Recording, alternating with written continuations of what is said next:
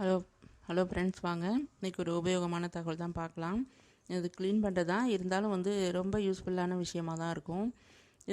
இது நம்ம அந்த பாத்திரம் அதெல்லாம் அடுக்கிற இடம் இருக்குது பார்த்தியா, ஷெல்ஃப் இருக்குது பார்த்தீங்களா. அதில் இப்போ நான் அந்த பக்கம் ஷெல்ஃப் முதல்ல ஒரு வீடியோவில் பார்த்துருப்பேன். முன்னாடி இதை பார்த்த வீடியோ பார்த்தவங்களும் புரியும். அதுக்கு பக்கத்து ஷெல்ஃப் தான் இப்போ இந்த அரேஞ்ச் பண்ணலான்னு. இதுவும் நான் ஒரு 1/4 மணி நேரத்தில் அடுக்கி முடிச்சிட்டேன். அப்புறம் அதேமாரி சொன்னால் கொஞ்சம் போர் அடிக்கும் இல்லையா, சரி வேறு விஷயமும் பேசலாமே தான். இது நான் எலக்ட்ரிக் குக்கர் எனக்கு ஏதோ ஒரு ஃபங்க்ஷன் ஏதோ வேறு ஜாமான் வாங்கும்போது எனக்கு இது கிஃப்டாக வந்தது.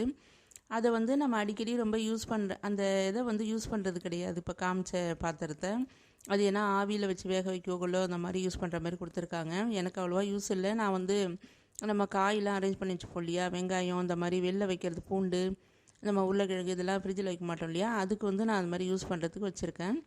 அப்புறம் இது இப்போ நான் காட்டுற வாட்டர் கேன் பார்த்திங்கன்னா, இது நான் நூதனத்தில் தான், எங்கள் ஊர் நூதனத்தில் பெரிய ஷாப்பிங்கில் தான் வாங்கணும். அது 200 கிட்ட. உள்ளே பார்த்தீங்கன்னா தெரியும், இது வாட்டர் கேன் தானே.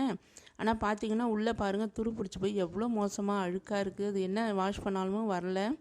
இதை மாதிரி இருக்கிறத நீங்கள் குழந்தைங்களுக்கு நிறைய இப்போ ஸ்கூலுக்கு அப்படி தான் கொடுக்குறாங்க இல்லையா, அதனால் பார்த்து செய்யலாமேன்னு சொல்லிட்டு தான் உங்களுக்கு காமிக்கலான்னு காமிச்சிருந்தேன் வீடியோவில்.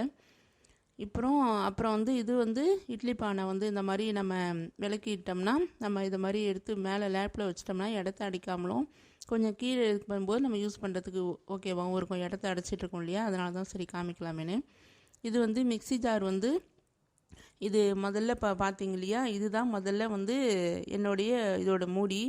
ஆனால் இது ஏன் நான் இப்போ மாற்றி இது யூஸ் பண்ணுறேன்னா, வாஷர் போயிடுச்சுன்னா நான் இதையும் மாற்றி மாற்றி யூஸ் பண்ணுறேன். இந்த முன்ன வாங்கின மிக்ஸியோட ஜார் இது.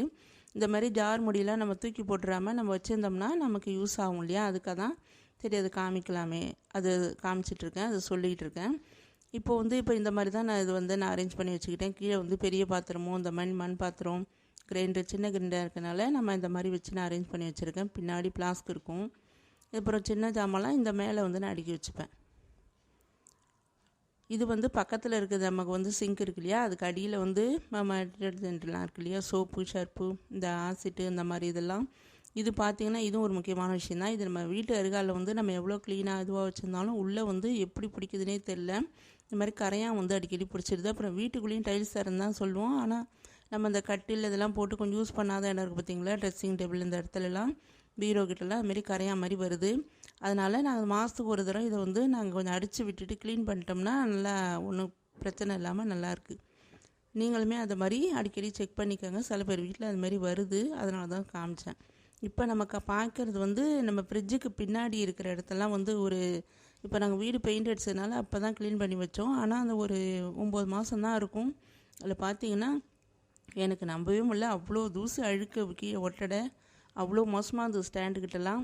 இப்போ நான் காமிக்கிறது ஃப்ரிட்ஜுக்கு பின்னாடி இடத்துல.